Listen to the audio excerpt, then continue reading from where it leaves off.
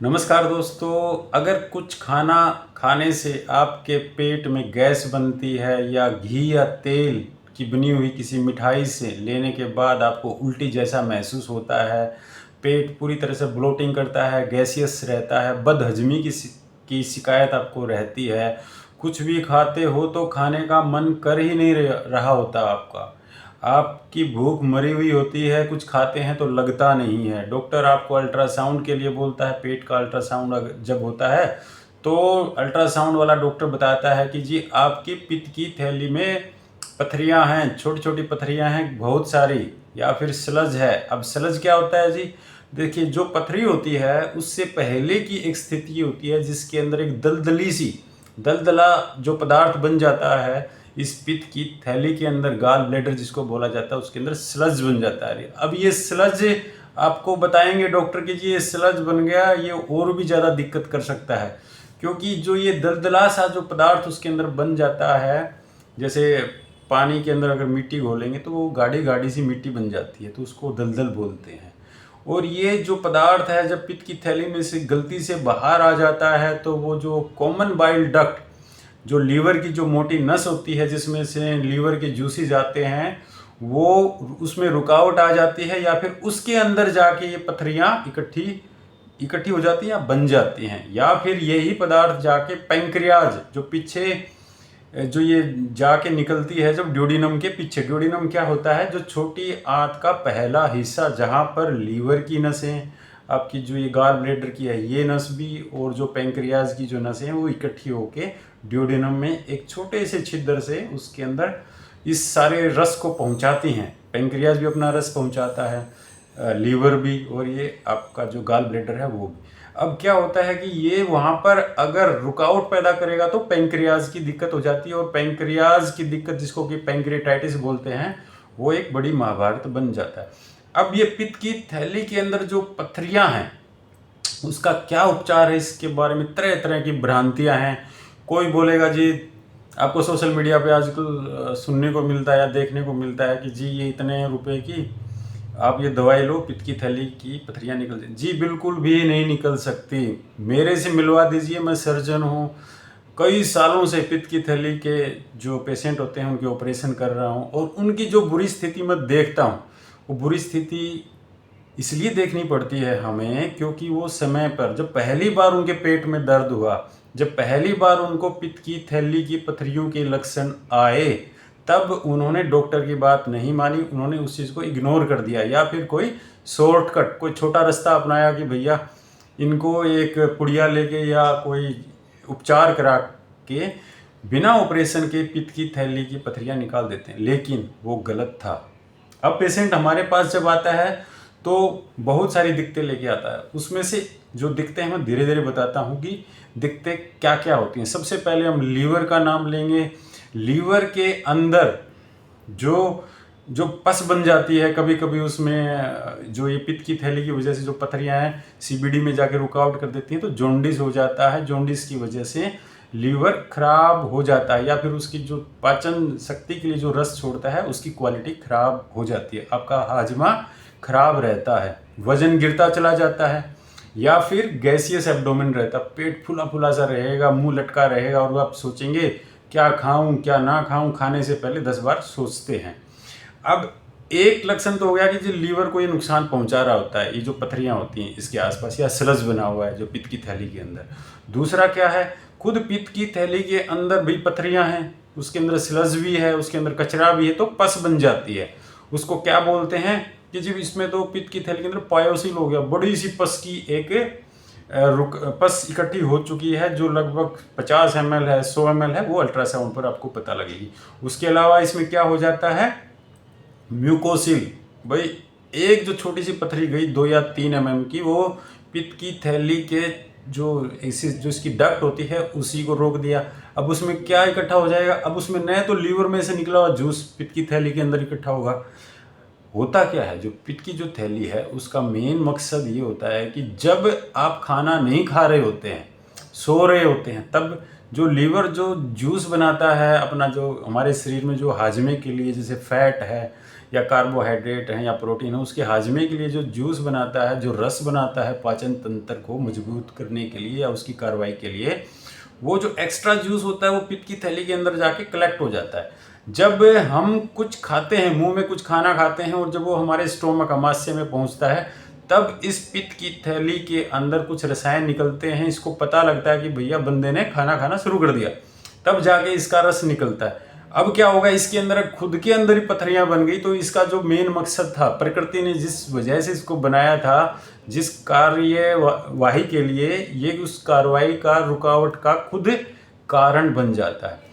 अब जो ये पथरियों से खुद पित्त की थैली में इन्फेक्शन हो जाता है, जिसको कोलिसिस्टाइटिस बोल देते हैं, या फिर क्या करेगा, इसकी जो पस है वो निकलकर जो कॉमन बाइल डक्ट है, जो लीवर से निकलने वाली जो मेन नस है जूसेस की, उसके अंदर इन्फेक्शन पहुंच जाता है, उसके अंदर पस हो जाती है, लीवर में पस चली जाती है और आसपास के एरिया को संक्रमित कर देता है, जिसको बोलते हैं जी कोलेंजाइटिस हो गया आपको। तो अब ये भी एक समझ, जिसमें आपको बुखार आता है, दर्द तो रहता ही रहता है। अब पित्त की थैली की वजह से क्या क्या कॉम्प्लिकेशन, एक तो मैंने लीवर का बताया, एक खुद पित्त की थैली में पस बन गई, म्यूकस भर गया, या फिर थैली के अंदर पथरियां ही गिनती से बाहर चली गई। कोई 2 mm की है, कोई 10 mm की है, कोई 20 mm की है, बहुत सारी पथरियां हो गई। अब उसके अलावा ये क्या करता है, पेंक्रियाज को नुकसान पहुंचाता है बीच बीच में कभी कभी। लेकिन जब पेंक्रियाज को नुकसान पहुंचाएगा, तब गाड़ी हॉस्पिटल में के ICU वार्ड में जाकर ही रुकती है, वहीं पर जाके संभलता है पेशेंट। क्योंकि जब पेंक्रियाटाइटिस हो जाता है तो दोस्तों फेफड़ों में पानी भरना शुरू हो जाता है। पूरे पेट की जो कैविटी होती है, जहाँ पे आंतड़ियाँ रखी रहती हैं, उसके आसपास पानी भर जाता है, एसाइटिस जिसको हम बोलते हैं। गुर्दे का जो फंक्शन है वो भी कम हो जाता है। आपका जो पूरे के पूरे जो ऑर्गन्स हैं वो काम धीमा कर देते हैं, जगह जगह इडीमा हो जाता है, पानी भर जाता है, पस बन जाती है। पेशेंट यहाँ तक कि BP कम होने की वजह से या पेंक्रियाज गलने सड़ने की वजह से का मतलब एक तरह से कई महीनों तक हॉस्पिटल के चक्कर, या तो ICU में एडमिट रहता है या फिर हॉस्पिटल के चक्कर काटता रहता है। अब पेंक्रियाज को एक बार नुकसान होता है तो पेंक्रियाज की टेल के अंदर, उसकी जो पूंछ के अंदर क्या होता है, बीटा सेल्स होती हैं, जिसमें से क्या निकलता है, इंसुलिन। अगर पेंक्रियाज को बार बार ये पथरियों की वजह से उसको नुकसान पहुंच रहा है, जिसको हम बोलेंगे जिसको क्रोनिक पेंक्रियाटाइटिस हो गया, जिसको बार बार हो रहा है ये स्लज की वजह से या फिर पथरियों की वजह से, तो फिर क्या होगा, आपको डायबिटीज़ भी हो सकता है। अब देखो कहाँ पित्त की थैली की छोटी छोटी पथरियों से कहानी शुरू हुई थी और कहाँ दूर दूर तक जा रही है। उसके अलावा ये जो पित्त की थैली है, एक तो ये कमज़ोर सी होती है, 2 mm के आसपास, मतलब कि जो एक कागज़ का एक पन्ना होता है उससे थोड़ी सी मोटी। तो इसकी जो दीवारें होती हैं एक तरह से छोटे से गुब्बारे के जैसी। अब जब इसकी पित्त की थैली के अंदर पस है या फिर उसके अंदर जरूरत से ज़्यादा पथरियां हैं, तो क्या करता है, ये पित्त की थैली एक तो लीवर के अंदर तो घुसी हुई है, साथ ही साथ ये जो ड्यूोडेनम के अंदर, ड्यूोडेनम जो छोटी आंत का जो पहला हिस्सा होता है, जो बड़ा ही महत्वपूर्ण हिस्सा होता है, तो उसके साथ लगातार टच में रहेगा, उसके साथ चिपका रहेगा। अगर उसके साथ ये चिपका रहता है तो क्या करता है, इसकी पस की वजह से उसमें ड्यूोडेनम में छेद हो जाता है, जिसको क्या बोलते हैं जी, इसको ड्यूोडेनल फिस्टुला हो गया। मतलब कि जो फिस्टुला रेक्टम में एनल फिस्टुला का आपने नाम सुना होगा, वैसा ही फिस्टुला यहाँ पर जो पित्त की थैली है उसका ड्यूोडेनम के साथ हो जाता है। या फिर पित्त की थैली के आसपास से निकलती है बड़ी आंत का ट्रांसवर्स कोलोन वाला हिस्सा, मतलब बड़ी आंत भी उसके साथ ही निकल रही होती है, क्योंकि पेट के अंदर तो सारी भीड़ मची रहती है ना। एक भी अंग के अंदर अगर पस बनी है और वो अंग किसी दूसरे अंग के साथ चिपक जाता है, तो उसके अंदर एक अपने आप दूसरे अंग को ये जो बैक्टीरियाज हैं, कीटाणु हैं, जहर है, वो फैल जाता है, उसके अंदर वो गल सड़ जाता है और उसके आपस में छेद का है, या तो वो जो छेद फट करके पूरे पेट में फैल जाएगा या फिर उस आंतड़े के साथ डायरेक्ट एक छेद बना लेगा।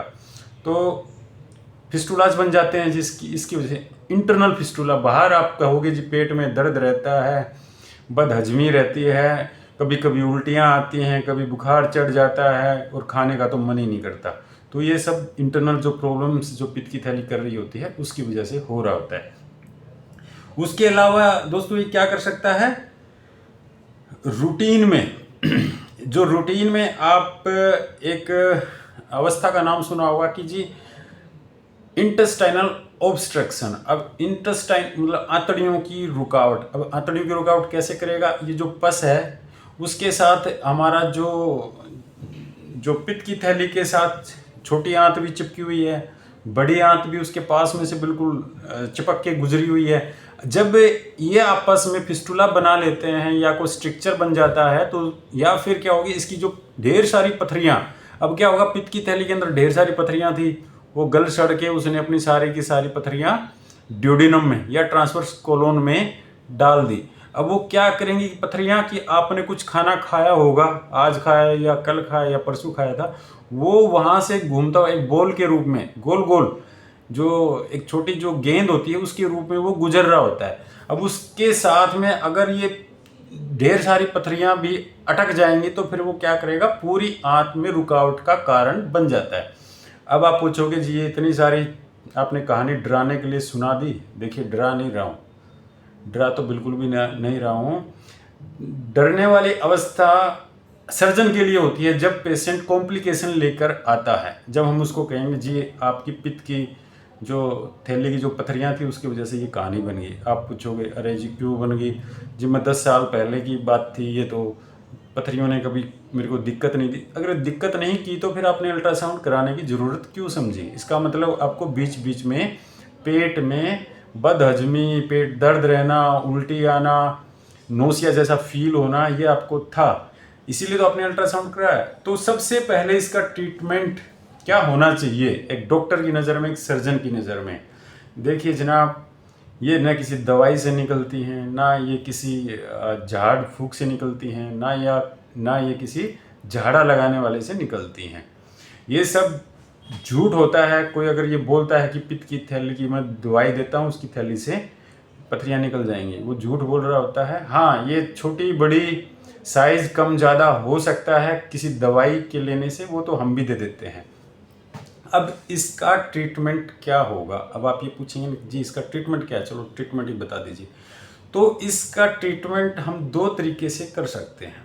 एक होता है ओपन सर्जरी, मतलब कि खुला चीरा देते हैं आपका जहाँ पर जो दाईं साइड की जो पसलियाँ होती है उसके नीचे, और उसमें से चीरा दे करके इस पित्त की थैली को पूरी को निकाल देते हैं। देखिए ये काम नहीं कर रही होती है आपके अंदर बहुत सालों से, बिकॉज इसमें पथरियाँ बनी हुई हैं जिसकी वजह से इसके अंदर कोई एक्टिविटी है नहीं, बस ये आपके लिए समस्या का कारक बना हुआ। इसीलिए तो वैज्ञानिकों ने, डॉक्टरों ने बहुत सोच समझ कर ये बोला कि ये इसके निकालने से ही, निजात मिलने से ही आपको फ़ायदा। अब पित्त की थैली के अंदर पथरियाँ जब 10 साल 5 साल तक रखी रह जाती हैं तो क्या करती हैं पथरियाँ, उसकी जो वाल है, उसकी जो दीवार है जो 2 mm की है उसके साथ रगड़ खाती रहती हैं, जिसकी वजह से इसमें क्या हो जाते हैं, चेंजेज आ जाते हैं। वो चेंजेस मतलब जो बदलाव होते हैं वो बुरे बदलाव होते हैं, जिसको बोला जाता है जी गाल ब्लेडर का कैंसर हो गया।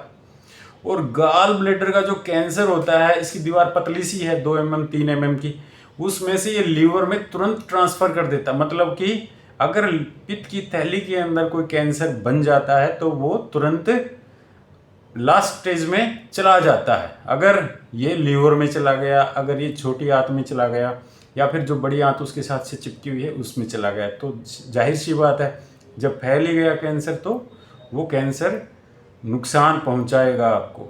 तो दोस्तों एक तो इसका ओपन सर्जरी से मतलब चीरा देके जो दाएं साइड की जो पसलियां उसके नीचे चीरा देके हम इसको निकाल देते हैं, कोलिसिस्टेक्टोमी बोलते हैं इसको। जी हाँ, ओपन कोलिसिस्टेक्टोमी, भाई खुला चीरा देके निकाल दी, है ना।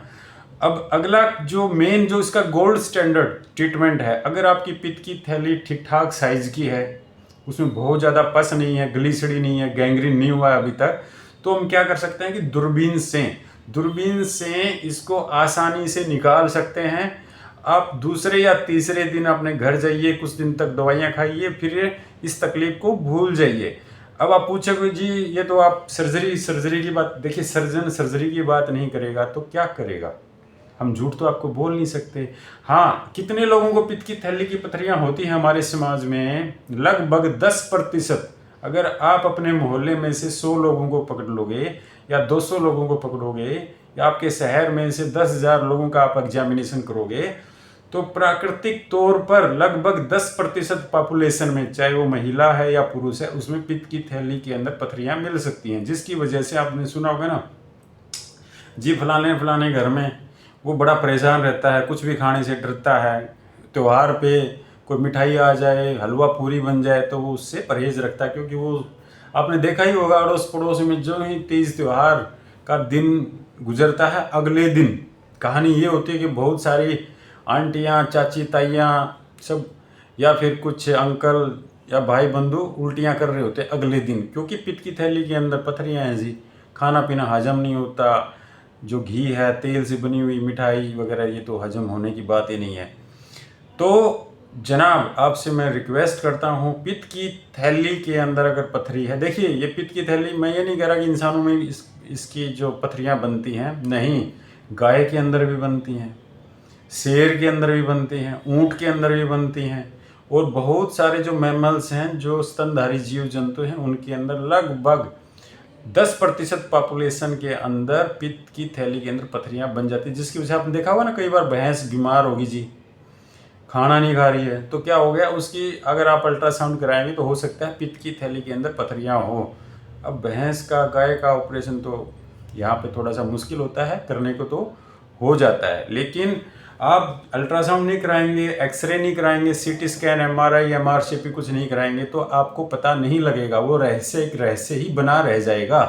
कुत्ते के अंदर भी पित्त की थैली के अंदर पथरियाँ बनती हैं। तो दोस्तों मैं इंसानों पे इल्ज़ाम नहीं लगा रहा कि जी आप लोग तो कमज़ोर हो, ये हो वो हो, आप लोगों को पित्त की थैली की पथरियाँ हो गई, ऐसा कुछ भी नहीं है। सर्जन्स को भी पित्त की थैली में पथरियाँ हो जाती हैं, डॉक्टरों को भी होती हैं, और हमने डॉक्टरों के भी ऑपरेशन किए हैं, किसी का दूरबीन से किया है, जिसका जब कोई कॉम्प्लिकेशन हो जाती है तो हमें पूरे पेट को खोल के, मतलब सीधा चीरा दे के करना पड़ता है। लेकिन चीरा चूरा देने से या दूरबीन से मत डरिए, इस बीमारी से निजात पाइए।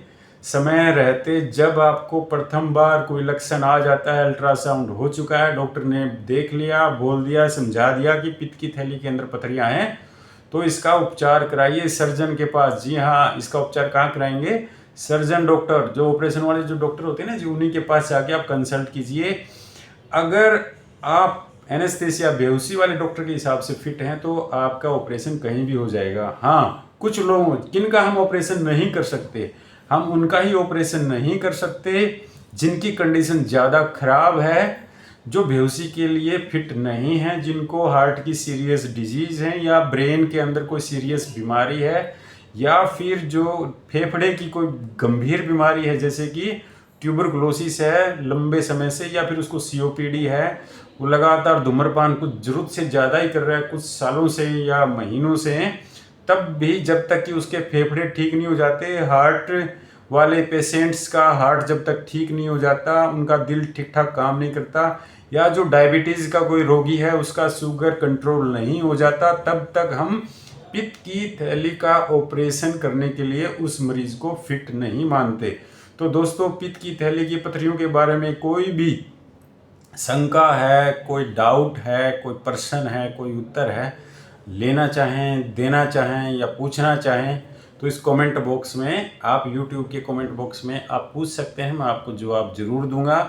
और कृपया करके ये चीज़ें हैं, इसको थोड़ा सा समझदारी से लीजिए, गंभीरता से लीजिए, लापरवाही मत कीजिए। छोटे बच्चों में भी पित्त की थैली के अंदर पथरियाँ होती हैं। जब भी पेट में दर्द हो, चाहे छोटे बच्चे के पेट में दर्द हो, महिला के दर्द में हो, पेट में दर्द हो, या पुरुष के पेट में दर्द हो, छोटी उम्र में पेट का दर्द हो या बड़ी उम्र में, तो अल्ट्रासाउंड सबसे पहले कराइए। पेट के दर्द में दर्द की दवाई देने की जल्दी मत कीजिए। कुछ भी होता है तो फिर वो नुकसान करता है, कुछ गलत हो गया तो दोस्तों, इसी के साथ ही पित्त की थैली के बारे में आपको मैंने बताया। आपको कैसा लगा? आपको अच्छा लगा हो तो मेरे चैनल को ज़रूर सब्सक्राइब कीजिए। ये आपका ही चैनल है, आपको मैं समय समय पर बहुत सारी जानकारियाँ देता रहूँगा। जय हिंद।